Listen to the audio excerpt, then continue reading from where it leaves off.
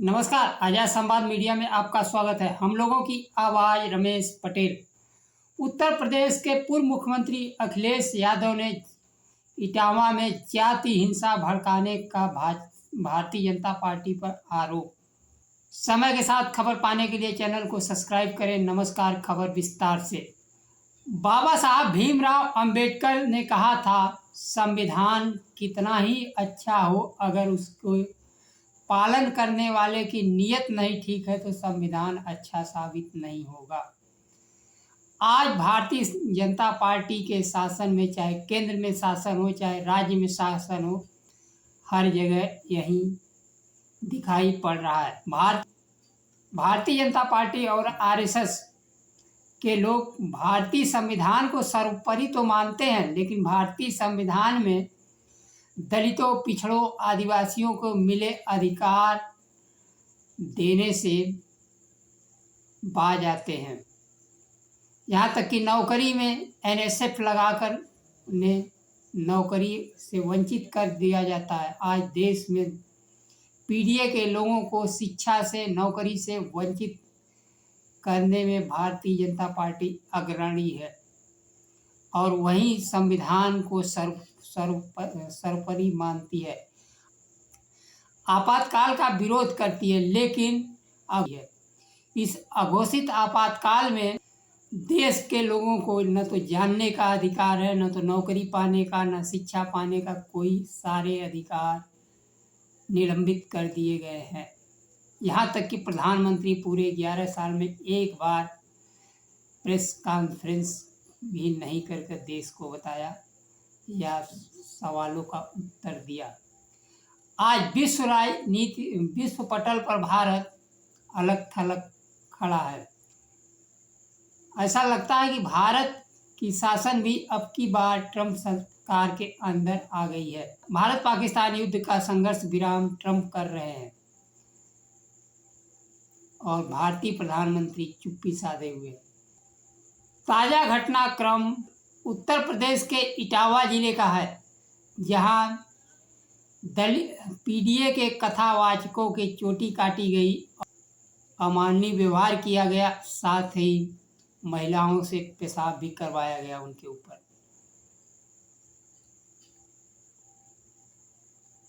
इस घटना को प्रदेश सरकार त्वरित कार्रवाई करते हुए एफआईआर दर्ज कर अपराधियों को सजा देनी चाहिए, तो वह जाति हिंसा भड़काने में लगी हुई है। उत्तर प्रदेश के पूर्व मुख्यमंत्री तथा समाजवादी पार्टी के नेता अखिलेश यादव ने इटावा के कथावाचकों के घटना को लेकर कहा कि भारतीय जनता पार्टी ने बाहरी लोगों को बुलाकर इटावा में बवाल करवाया। उन्होंने कथावाचकों की पिटाई पर हुए बवाल को लेकर पूर्व मुख्यमंत्री अखिलेश यादव ने सोशल मीडिया पर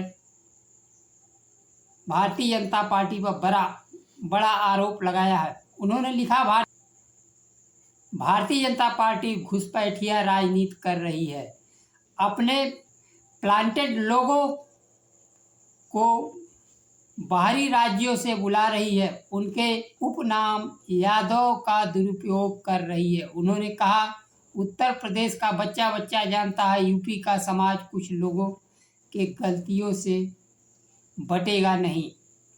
क्या आज उत्तर प्रदेश में एक भी भाजपाई नहीं है जिस पर दिल्ली वाले भरोसा कर सके?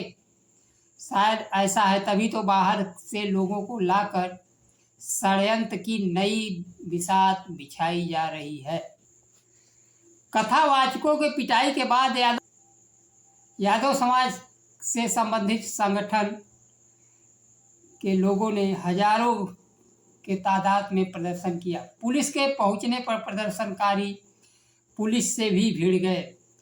समाजवादी पार्टी प्रमुख ने कहा कि उत्तर प्रदेश को अस्थिर करने के लिए बार बार घुसपैठ कर रहे हैं और उत्तर प्रदेश का अमन चैन बिगाड़ कर आराम से वापस चले जा रहे हैं। भारतीय जनता पार्टी की सरकार क्या प्रदेश की सीजक लोगों के लिए खोल देगी? अगर ऐसा है तो उत्तर प्रदेश की भारतीय जनता पार्टी सरकार खुलकर घोषणा कर दे या अराजक तत्वों के खिलाफ एफआईआर और गिरफ्तारी अभियान चलाए। अगर यह काम नहीं हुआ तो उत्तर प्रदेश सरकार को लोग ठेगा दिखाते हुए ऐसे और लोग आएंगे। उत्तर प्रदेश सरकार सिर्फ कागजी सरकार बनकर रह गई है, न उसके पास नेतृत्व है, न कानून व्यवस्था बची हुई है। प्रभुत्ववादियों ने कलाकार को भी नहीं छोड़ा, जो अपनी थाप पर दुनिया को देखता है और उसकी ढोलक छीनकर, हारमोनियम तोड़कर, उन पर छेड़खानी का आरोप लगाकर ऐसे नकारात्मक लोगों ने अपने समाज की भी सहानुभूति खो दी है। हमारे देश की संस्कृति कड़वा और सहृदय से भरा हुआ है। आज संपूर्ण पीडीए समाज इटावा कथावाचक पीडीए का अपमान कांड के हर पीड़ित अपनी आवाज बुलंद कर रहा है। पीडीए उत्पीड़न के खिलाफ नई ढोलक की नई गूंज, पीडीए प्रतिशोध की नहीं, सोच के परिवर्तन की पुकार है। पीडीए गैर बराबरी दूर करने का, समता, समानता, गरिमा और प्रतिष्ठा सुनिश्चित करने वाला, सामाजिक न्याय के राज का संकलित उद्घोष है। वही प्रदर्शनकारी दादरपुर गांव में आने जाने वाले से उनकी जाति पूछकर आगे बढ़ने दे रहे हैं।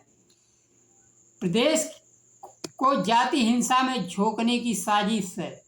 पिछड़े वर्ग से आने वाले कथावाचकों की चोटी काटी और सिर मुड़वा दिया।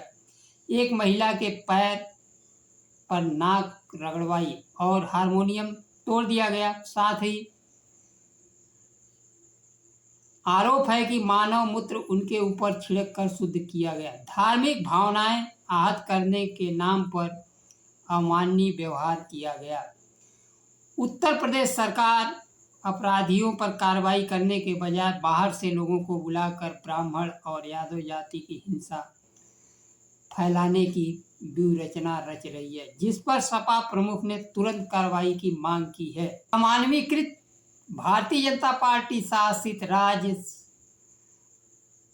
उड़ीसा के गंजाम जिले में 2 दलितों का भी सिर मुड़वाकर उन पर हमला किया गया। गाय के तस्करी के संदेह में घुटनों के बल चलाया गया, घासें खाने को दिया गया और गंदा पानी पीने के लिए दिया गया। स्वयं भी गोरक्षकों के एक समूह ने बाबूला नायक और बुल्लू नायक से 30,000 रुपये की मांग की गई। जब पीड़ित ने देने से इनकार किया तो उनके साथ अमानवीय व्यवहार किया गया। आप गरीबों की बात छोड़िए, दलित सांसद रामजीलाल सुमन को जान से मारने की धमकी दी गई, बंदूकें और तलवारें लहराई गई। साथ ही समाजवादी पार्टी प्रमुख अखिलेश यादव तक की भी धमकियां दी गई। यह उत्तर प्रदेश सरकार के समर्थन के बिना संभव नहीं है। उत्तर प्रदेश सरकार और पुलिस मूक बनी रही, यहाँ तक कि सुमन जी के गाड़ी को भी पलटने का साजिश की गई। जाति आतंक इतना बढ़ चुका है कि यूपी सरकार तो बुलडोजर लेकर चल रही है, आतंकियों ने भी बुलडोजर लेकर हिंसा का प्रतीक बना दिया है। आज देश के प्रत्येक नागरिकों को अधिकारों के संरक्षण के लिए समानता, बंधुत्व, सामाजिक न्याय तथा संवैधानिक मूल्यों को लेकर आगे बढ़ना होगा। सभी दबे कुचलों के साथ न्याय होना चाहिए।